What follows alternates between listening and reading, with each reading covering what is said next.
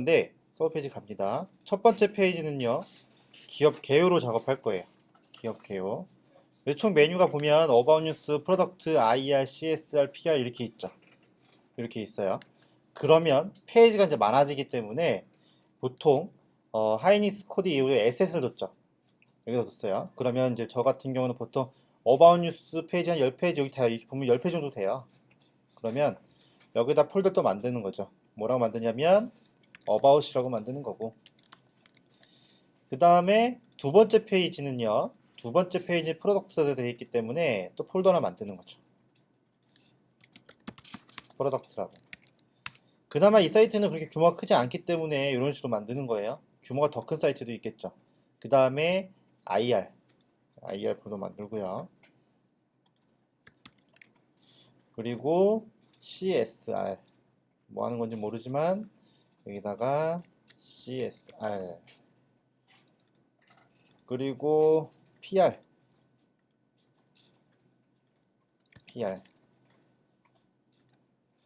그리고 서포트, 이렇게. 그래서 보면 서브 페이지가 지금 에세 빼고 About, CSR, IR, PR, 프로덕트, 서포트 이렇게 만들어진 거예요. 이렇게 만들어진 거죠. 그럼 이제 우리는 About 페이지에서 새로운 페이지를 만들 건데, 여기에 이제 페이지마다 인덱스가 다 있겠죠. About 페이지가 10페이지면요, 여기에 10개의 인덱스 파일이 있을 거예요. HTML 파일이. 그 다음에 CSS도 100개가 있다고 하면 100개가 있을 거고, 여기도 10개가 있으면 10개, 20개, 10개 뭐 이런 식으로 페이지만 딱 있는 거죠. 이렇게. 됐죠? 그럼 우리는 About 페이지에 보시면 About 페이지에 기업 개요를 작업할 거기 때문에 그냥 이름은 오버뷰라고 작업해 볼게요. 이름을. 그러면 About 페이지에다가 인덱스 페이를 만들어야 되겠죠. 여기다가 저는 소문자, 구문자 다 소문자로 쓸 거고요. 오버뷰 HTML 이렇게 작업해 줄 거예요. 이런 식으로.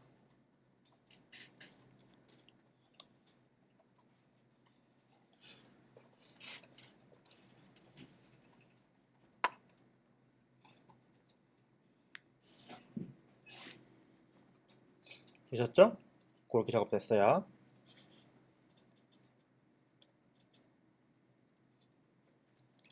그러면 여기서 이제 보시면 완성된 페이지를 보시면 헤더도 좀 똑같아요. 헤더, 그 다음에 푸터가 동일하거든요. 헤더랑 푸터가 동일해요. 그리고 가운데만 틀려요. 컨텐츠만 틀려요. 컨텐츠만 틀리기 때문에 그대로 메인 인덱스 있죠. 메인 인덱스에 가서 하이닉스 코딩이 인덱스에 가서 그대로 복사를 하는 거예요. 이거를 또 페이지를 복사해야겠죠. 복사해서요, 여기다가 오버뷰에다가 그대로 복사해서 넣어주는 거예요. 오버뷰에다가. 그쵸? 그러면 푸터는 똑같아요. 푸터는 똑같으니까 그대로 놔두고요. 컨텐츠는 1번부터 5번까지 있죠. 싹 다 지워주시면 돼요. 컨텐츠는 1번부터 5번까지 컨텐츠는 메인에 있는 거니까 싹 다 지워주시면 되고요. 배너도 필요가 없죠. 여기 배너랑 틀리기 때문에 배너도 싹 다 지워주고, 그리고 헤더는 똑같겠죠. 헤더는 똑같아요. 헷갈리시면 여기 체크해서 이렇게 줄여놓으세요. 이렇게 헤더 다 지운 거예요. 맞아요. 됐죠? 그럼 전체적인 구조를 봤을 때 이렇게 되는 거예요.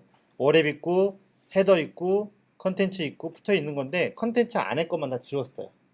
컨텐츠 안에 것만.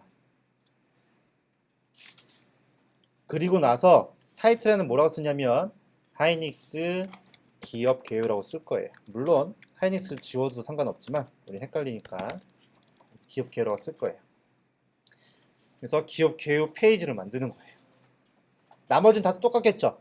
나머지는 건들 게 없어요. 기본 세팅은 다 똑같아요. 이렇게. 그리고 나서 이렇게 만드신 다음에 실제로 여러분들 페이지 가서 확인해 보는 거죠. 하이닉스 코딩에 이름이 뭐라고 했죠? 어바웃이라고 했죠. about의 overview .html 이렇게 누르죠. 다시 해야겠네. 하이니스 코딩의 about의 overview html 이렇게 치시면 되겠죠. 이게 그대로 그 주소가 되겠죠. 이렇게. 그러면서 확인해 보시면 어허 이렇게 됐네요. 분명히 그대로 갖고 왔는데 그대로 갖고 왔는데 다 깨졌어요. 왜 그럴까요? 그쵸? CSS 경로가 안 맞죠? 왜냐면 여기는 about 폴더 안에 있기 때문에 에셋을 가려면 about 폴더 안에 에셋까지 가려면 한 번 위로 올라가야 돼요. 위층에 있기 때문에 점점 슬러시 해주시면 이렇게 해주면 경로가 맞겠죠. 이렇게. 만약에 절대 주소 HTTP까지 다 쓰게 되면요. 페이지 만들 때마다 다 일일이 설정해줘야 돼요. 서버 옮기고 하면요. 그러니까 이럴 때는 상대 주소 쓰는 게 더 편해요. 그리고 나서 확인해 보시면 이렇게 됐는데 로고도 지금 안 나오죠. 얘도 이미지 경로가 문제가 있겠죠. 지금 이미지들이 다 안 나와요. 그러면은 이미지들이 경로가들이 문제가 있어요. 그래서 이걸 여신 다음에 확인해 보시면 여기도 에셋이 있죠? 얘도 점점 슬러시로 바꿔줘야 되겠죠. 점점 슬러시로 바꿔주고 그 다음에 푸터에도 좀 안 나오는 게 있죠?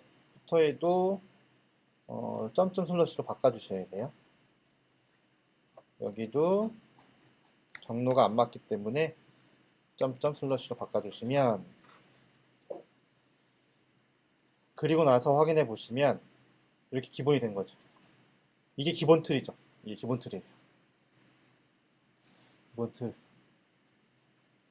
됐죠? 그러면 이제 이거를요 계속 복사해서 쓰는 거예요. 계속 복사해서 쓰는 거니까 어바웃 페이지에다가 나중에 또 새로운 페이지 만들면 또 여기서 지워주고 뭐 해주면 귀찮잖아요. 그러니까 어바웃 페이지에다가 미리 만들어 놓는 거예요. 나중에 또 쓸 때. 왜냐면 각 페이지마다 한 페이지씩 만들어야기 때문에 여기는 서브 HTML이라고 해놓고 서브 HTML 하나 만들어 놓고 나중에 필요할 때 이거 그대로 해주고 얘는 그대로 쓰기만 하면 되니까 서브라고 만들어 놓고 나중에 쓰시면 돼요. 여기다가 서브 만들어 놓고 나중에 쓰긴 되니까 지금은 이렇게 나중에 이제 CSR에서도 페이지 만들죠. 그때 소스는 이 서브 페이지 소스 있죠. 그냥 갖다 쓰면 되는 거니까요. 쓰면 되는 거니까 그게 미리 만들어 놓는 거예요. 왜냐면 진짜 실제 실무에 가면 100페이지가 넘게 작업하거든요. 하루에 몇 개 페이지를 작업해야 될까요?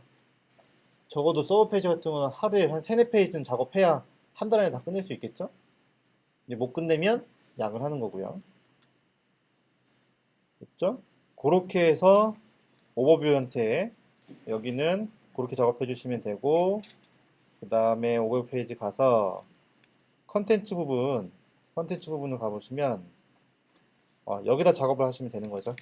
그래서 아무 글씨나 써서 확인해 보시면 여기다가 PR 태그 쓰고요.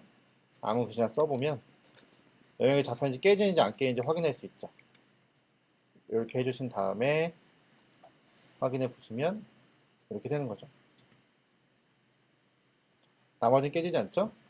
이렇게 중간만 바뀌는 거예요. 중간만. 그렇게 작업을 해주시면 돼요. 우선 그렇게.